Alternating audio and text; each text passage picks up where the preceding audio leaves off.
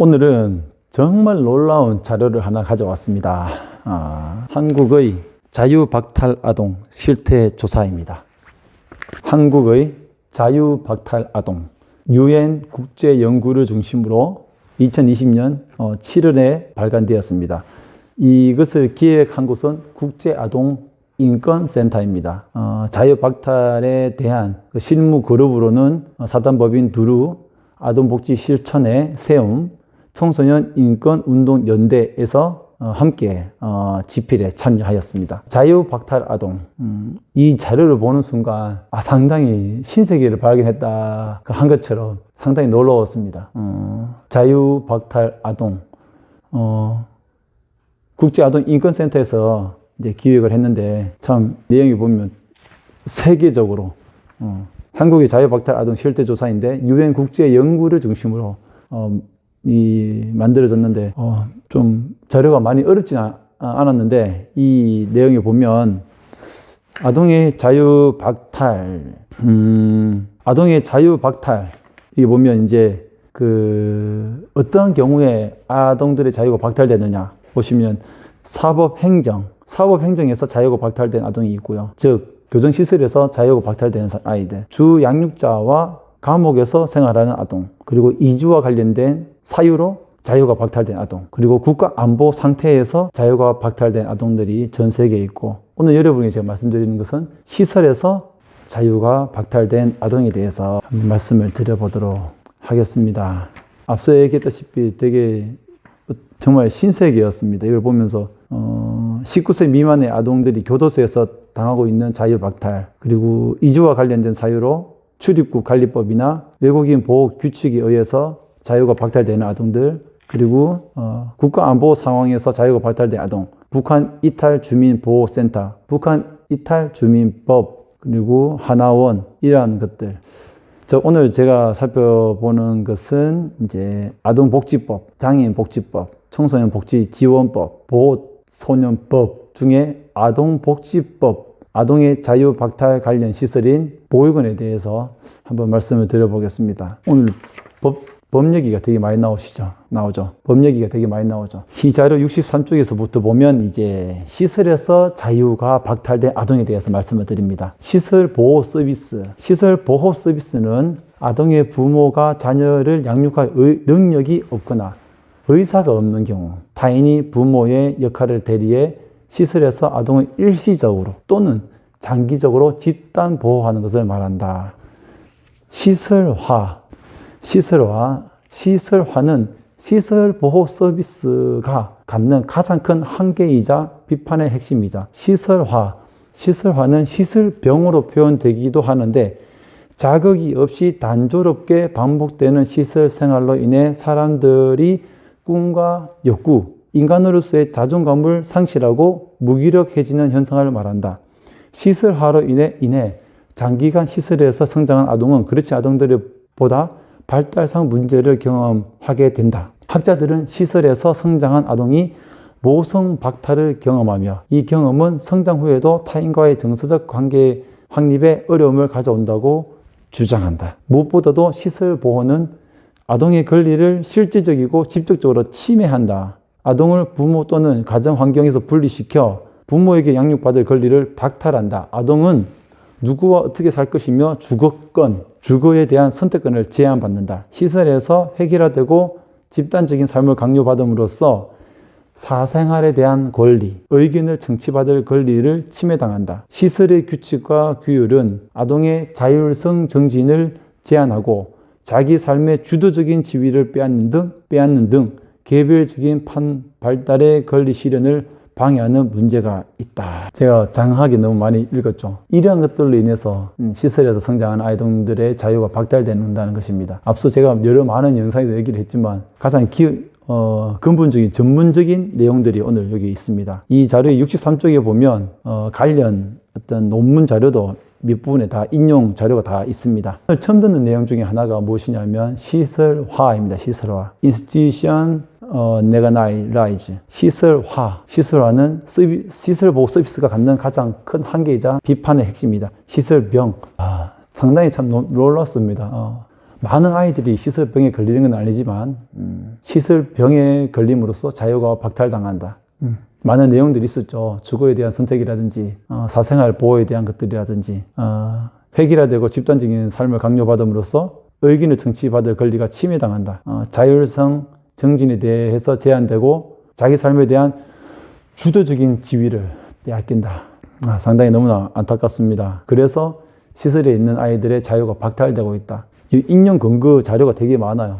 그래서 이 내용에 대한 의심의 여지는 없는 것 같습니다. 여기서 시설이라는 것은 보건복지부 산하에 있는 자립지원 시설, 여성가족부 산하에 있는 청소년 자립지원관, 그리고 소년보호 처분이 종료된 아동이 입소하는 법무부 산하 청소년 자립생활관, 이러한 유사한 목적과 이름을 가진 시설에 있는 시설도 제각각 운영되는 문제가 있다라고 얘기하고 있습니다. 아동권리위원회에서는 2019년 대한민국 정부의 구체적인 탈시설 계획을 통해 시설 보호를 단계적으로 폐지할 것을 권고했습니다. 이 부분 되게 중요합니다. 유엔 아동권리위원회에서 시설 보호를 단계적으로 폐지해라 라고 권고했습니다. 왜 권고했을까요?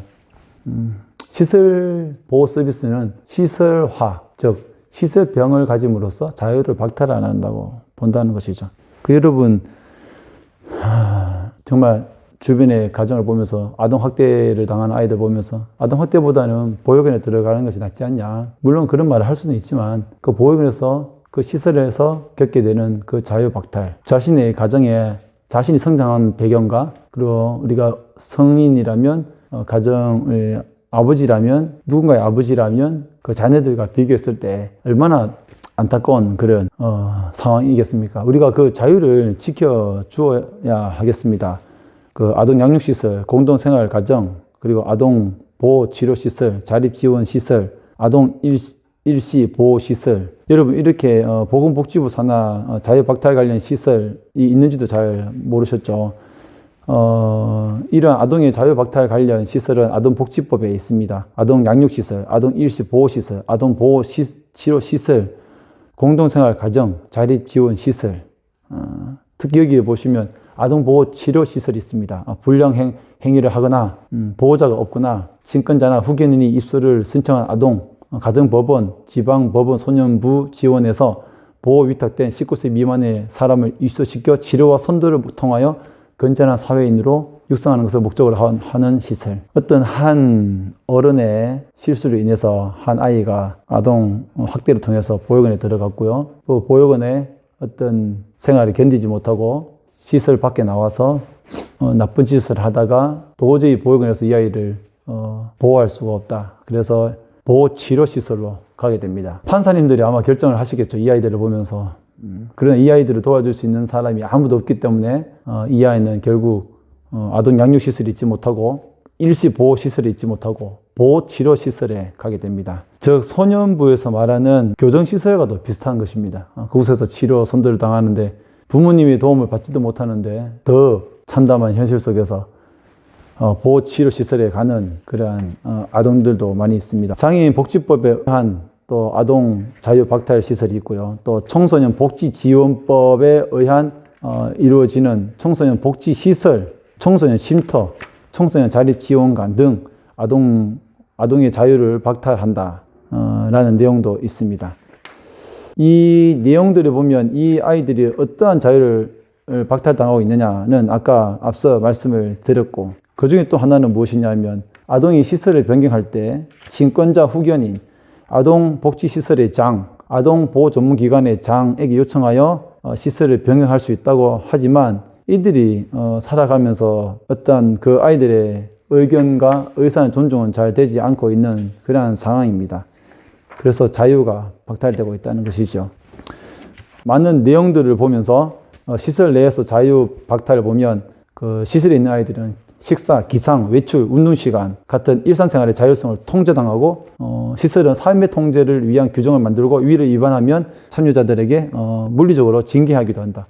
교육, 종교, 통신, 건강 등 기본권의 침해를 당하기도 한다. 구체적인 또 사례가 있습니다. 밥을 늦게 먹어서 화장실 가서 먹어라. 그리고 화장실 안에서 이렇게 빨리 씻고 나와라. 등등등. 그리고 핸드폰을 가지지 마라. 물을 한 번만 먹어라. 그리고 넌 잘못했으니 토끼띠을 해라. 이러한 정해진 일과를 지키지 않았을 때 당하는 그러한 물리적인 어떤 행위들, 그런 행위들에 대한 내용들도 있습니다. 정말 여기 내용에 보면 아동 양육시설뿐만 아니라 청소년 쉼터 등 많은 곳에서도 자유가 박탈되고 있음을 알 수가 있습니다. 기상시간, 외출, 외박이란 등등. 이제 결론적으로 91쪽에 보면 개선 방안이 있는데요. 집단 생활을 전제로 하는 시설은 아동의 자유와 권리를 침해합니다. 침해 안 할 수가 없어요. 아동의 자유와 권리를 침해하죠. 집단 생활은. 시설 보호가 아동의 발달에 미치는 부정적 영향은 여러 나라 반복적인 연구를 통해 증명되고 있습니다. 나아가 시설화는 아동의 일상생활에서 삶의 주도권을 박탈합니다. 내 삶의 주도권을 갖고 있던 시설이 갑자기 사라진 이후에 내 삶을 운전할 역량을 길러내는 과정은 결코 쉽지 않습니다.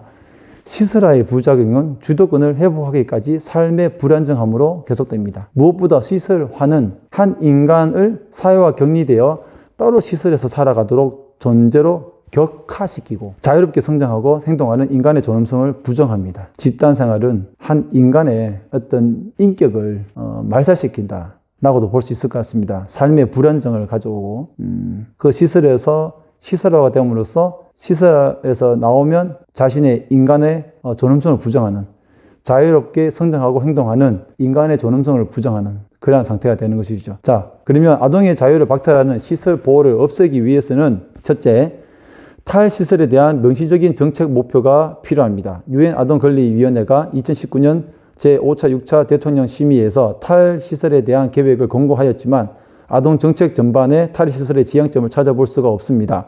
정부가 탈시설의 목표를 단호히 밝히고 구체적인 정책 구성에 착수하지 않으면 변화는 더디거나 뒷걸음칠 것입니다. 둘째, 시설 보호는 가능한 한 사전에 예방해야 됩니다. 학대 외에 경제적 여건, 미혼, 이혼 등 가족 구성 상황이 시설 보호의 이유가 되지 않도록 가족 기능을 회복하고 강화하는 지원이 필요합니다. 셋째, 아동에게 원가정과 시설이라는 이분법 외의 주거 선택권이 보장되어야 합니다. 아동을 시설에 배치하여 집단 생활을 강요하거나 원가정 기능을 회복하기 위한 어떠한 지원도 없이 가정 복귀를 제한하는 것은 근본적으로 해결책이 될 수가 없습니다. 아동에 대한 적극적인 주거 지원 정책을 시설 보호와 원가정 복귀에 대한 제도적 대안을 고민해야 합니다. 온전히 점유할 수 있는 안정적인 주거 공간이 보장될 때 아동은 비로소 주도적으로 원하는 미래를 계획하고 달성할 수 있습니다. 끝으로